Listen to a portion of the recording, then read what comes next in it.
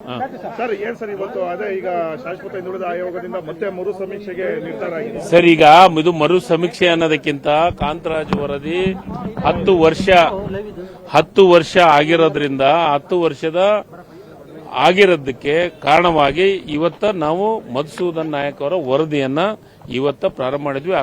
September 22ರಿಂದ October 7ನೇ ತಾರೀಕಿನವರೆಗೂ ಸಮೀಕ್ಷೆ ನಡೀತಾ ಇದೆ. ಈ ಸಮೀಕ್ಷೆಯೊಳಗೆ ಎಲ್ಲರೂ ಪಾಲ್ಗೊಳ್ಳಿ ಅನ್ನೋ ಒಂದು ದೃಷ್ಟಿಕೋನವನ್ನು ಇಟ್ಟುಕೊಂಡು ಇವತ್ತು 60 ಪ್ರಶ್ನೆಗಳ ಜೊತೆಗೆ 60 ಕಾಲಂಗಳ ಜೊತೆಗೆ ಮತ್ತು ಹೊಸ ಒಂದು ಏನಂದ್ರೆ RR ನಂಬರ್, ವಿದ್ಯುತ್ ಸಂಖ್ಯೆಯಲ್ಲಿರುವಂತಹ RR ನಂಬರ್ದು ಅದು ಎಲ್ಲಾ ಮನೆಗೂ ಹೋಗಿದೆ. ಕೆಲವೊಂದಿಷ್ಟು ಮನೆಗೆ ಹೋಗಲಾರ್ದಕ್ಕೂ ಬೇರೆ ಒಂದು ಇದನ್ನು ಮಾಡಿದ್ದೀವಿ. ಅದರ ಜೊತೆಗೆ ವೆಬ್ಸೈಟ್ ಮಾಡಿದ್ದೀವಿ ಮತ್ತು ಅದರ ಜೊತೆಗೆ ನೀವು ನೇರವಾಗಿ ಫೋನ್ ನಂಬರ್ ಕೊಟ್ಟಿದ್ದೀವಿ. ಆ ಫೋನ್ ನಂಬರ್ ಮುಖಾಂತರ ಫೋನ್ ಮಾಡಿದ್ರೆ ಅದ್ರ ಪೂರ್ಣ ಮಾಹಿತಿಯನ್ನು ಕೊಡುವಂತ ಕೆಲಸವನ್ನು ಮಾಡ್ತೀವಿ. ಗ್ಯಾರಂಟಿಗಳ ಬಗ್ಗೆ ಕೇಳಲಾಗಿದೆ. ಎಸ್, ತಪ್ಪೇನಿದೆ? ಗ್ಯಾರಂಟಿಗಳಿಗೆ ಯಾರ್ಯಾರಿಗೆ ಮುಟ್ಟಿದೆ, ಅದರಿಂದ ಏನು ಉಪಯೋಗ ಆಗಿದೆ, ರಾಜ್ಯದೊಳಗೆ ಆ ಗ್ಯಾರಂಟಿ ಮುಖಾಂತರ ಯಾರ ಆರ್ಥಿಕ ಪರಿಸ್ಥಿತಿ ಏನಾಗಿದೆ ಅನ್ನೋದು ಮಾಹಿತಿ ತಗೊಂಡು ಅನ್ನೋ ದೃಷ್ಟಿಕೋನನೂ ಇದೆ. ಇದು ಕೂಡ ಗ್ಯಾರಂಟಿಗಳ ಪರಿಷ್ಕರಣೆಗೆ ಇದು ಕೂಡ ಮಾನದಂಡ ಆಗುತ್ತೆ. ಮಾನದಂಡ ಅನ್ನೋದಕ್ಕಿಂತನೂ ಇದು ಮಾಡ್ತಾ ಇರೋದು ಸರ್ಕಾರದ ಯೋಜನೆಗಳು ಮುಟ್ಟಿದಾವೆ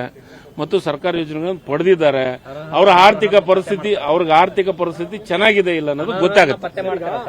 ನರ್ರ ಇದ್ರೆ ಪ್ರಶ್ನೆನೇ ಬರೋದಿಲ್ಲ ಅದನ್ನು. ಸರ್, ಇದು ಸೆಂಟ್ರಲ್ ಗವರ್ಮೆಂಟ್ ಮಾಡಿದಂತದ್ದು ವ್ಯವಸ್ಥೆ. ಅದನ್ನ ಕಾಲಂನ ಮೇಲೆ ಇದನ್ನ ಆ ಒಂದು ಕೇಂದ್ರ ಸರ್ಕಾರ ಕೊಟ್ಟಂತದ್ದನ್ನು ಮಾಡ್ತಾ ಇದ್ದೀವಿ. ಅದ್ರ ಬಗ್ಗೆ ಏನ್ ಮಾಡ್ಬೇಕು ಅನ್ನೋದು ನಿರ್ಧಾರ ಆಗುತ್ತೆ.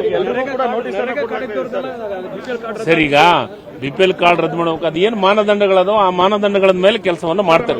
ವಿಷ್ಣುವರ್ಧನ್ ಮತ್ತೆ ಬಿ ಸರೋಜದೇವಿ ಅವರಿಗೆ ಕರ್ನಾಟಕ ರತ್ನ ಪ್ರಶಸ್ತಿ ಘೋಷಣೆ ಮಾಡಿದ್ರೆ ಹೌದು ಯಾವಾಗ ಅಧಿಕೃತವಾಗಿ ಸರ್, ಈಗ ಅದನ್ನ ಘೋಷಣೆ ಆಗ್ಬಿಟ್ಟಿದೆ, ಅಧಿಕೃತನ ಘೋಷಣೆ ಆಗಿದೆ. ಅದನ್ನ ಯಾವಾಗ ಆಗುತ್ತೆ ಅನ್ನೋದು ಮುಖ್ಯಮಂತ್ರಿಗಳಿಗೆ ನಾವು ನವೆಂಬರ್ ಅಂತ ಇಟ್ಕೊಂಡಿದ್ವಿ.